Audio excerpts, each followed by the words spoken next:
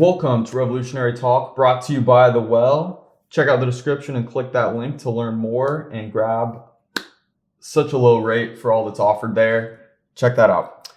Episode 7 of Workplace Wellness, handling workplace relationships. This might go back into stress management at times because not all people are easy to work with. I agree.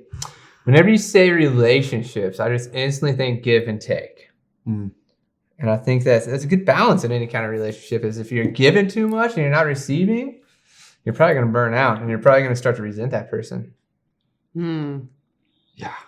I feel like that's a lot of work relationships are like resent or like somebody's being lazy because somebody's overdoing it. But it's, kind of playing with that balance.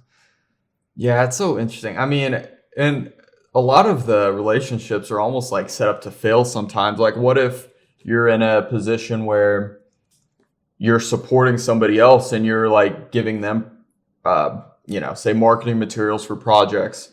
So they're always asking things of you, but it's just necessity because of the job. Yeah. But you might feel like you're giving too much and, there's not an even give and take in that situation. Because if you're giving too much, then you're decreasing your ability to receive.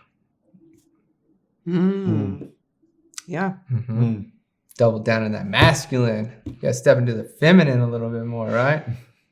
How are your guys' work relationships? I work with myself, so I have a great relationship with myself. It's amazing. I mean, you're working with us here. Yeah. I think How's it's pretty good. You stuck around for this long, so It's going pretty good, I think.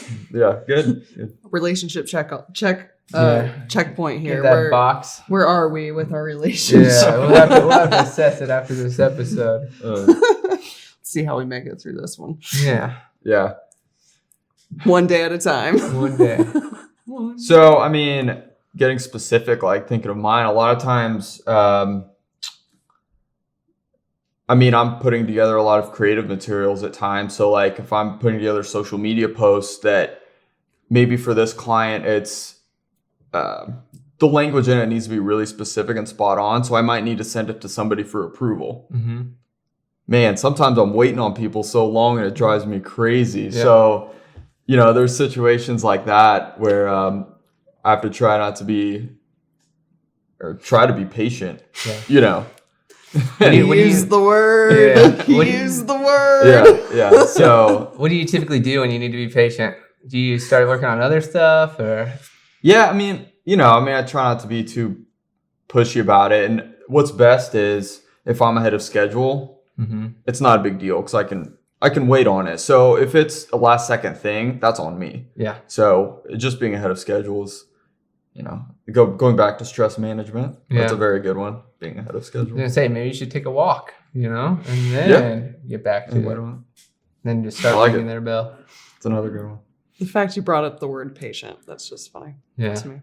Because that's literally my theme this year is patient. Me too. Yeah.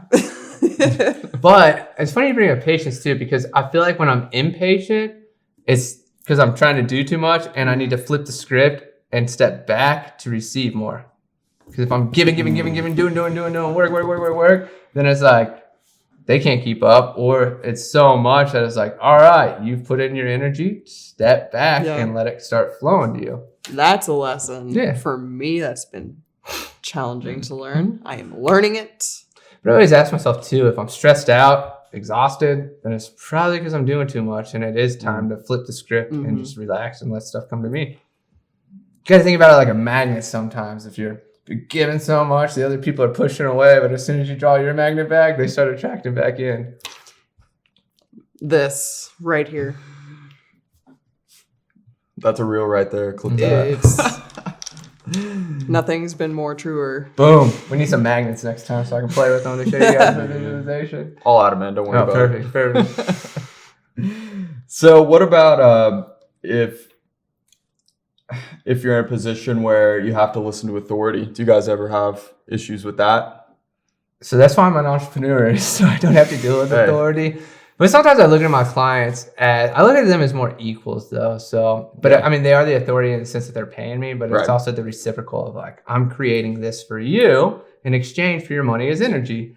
I don't know. I don't like authority typically. I tend to push away from it. So And that's a healthy way to look at it, I think. And yeah, I consider it the same way. Yeah, solid boundaries, I would say, are an important piece of that equation with anybody. Yeah. I mean, relationships and work relationships, anything. Yeah, all of boundaries are everything. Yeah, exactly. What are you willing to do? All right, good stuff. So hopefully everybody gets some tips here from this one on how to handle workplace relationships. Stay tuned for next week where we discuss how to avoid burnout, and we'll cap off this series. So be sure to subscribe if you haven't already, like the episode, and we'll talk soon.